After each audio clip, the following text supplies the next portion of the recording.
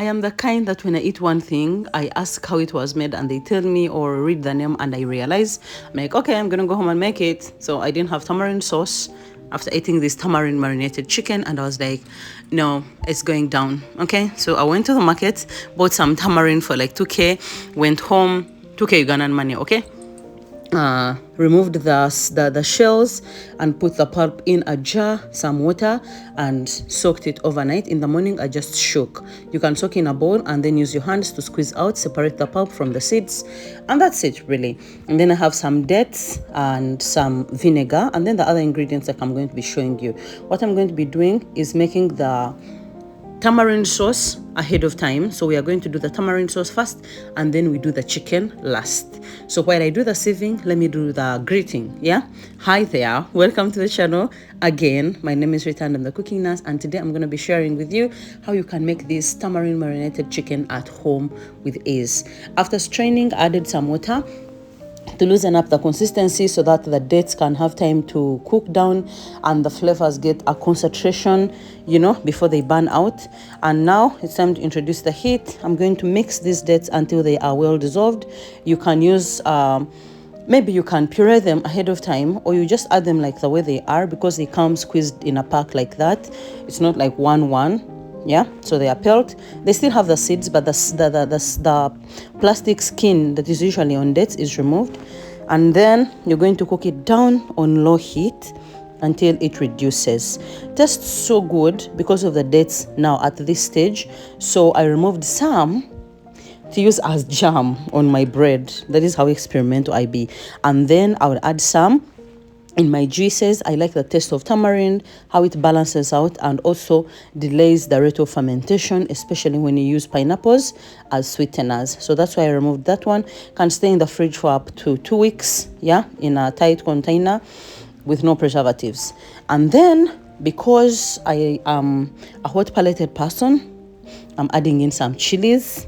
You can choose to escape this. You can use any type of hot spicy chilies that you may like, but I had the red chilies, so I just added those, and then added some black pepper and salt, because this is going to be now used as a marinade and a dipping sauce. So I needed that tanginess again reintroduced. That's why I added in some apple cider vinegar. These are 3 teaspoons, the actual teaspoons. Okay, so after doing that, I'm going to mix properly.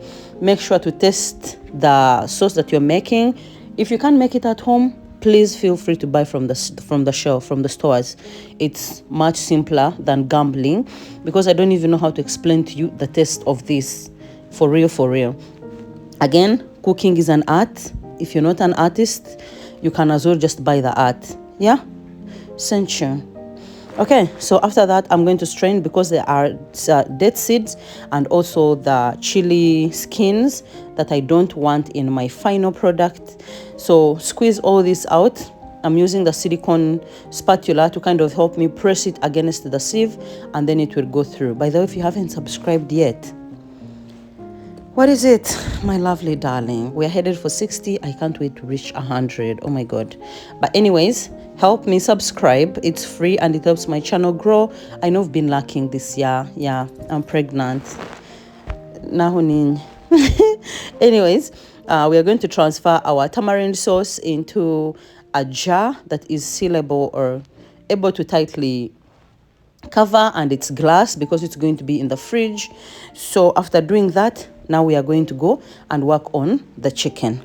So I have some few pieces of chicken that I was like, okay, let me work with today before I go home. So I marinated and then went into my other things and then came back. I had some black pepper, some coriander, some milk to keep the moisture, and then some tamarind sauce that we just made, some paprika. You can replace that with chilies, and then my homemade chili oil. Oh my God, I have to do this video.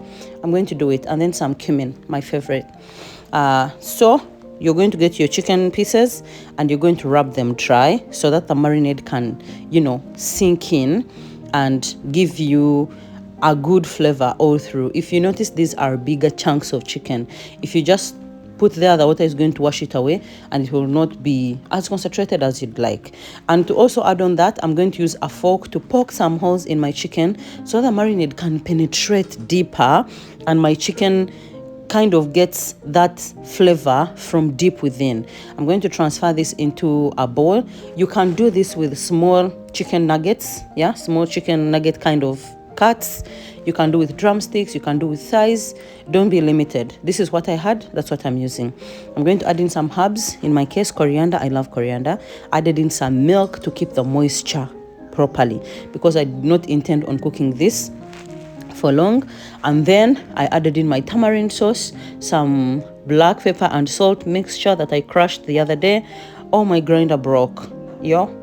Anyways, added in some paprika, and then added in my chili sauce. This is to help everything stick, and also it's the fact that it's going to help transport all the flavors. And then I added in my cumin powder, and that's it pretty much. Go in and mix everything as gently as possible, or rather as generously as possible. You want to make sure that this marinade penetrates everywhere. Everywhere. For everyone that likes my accent, by the way, thank you.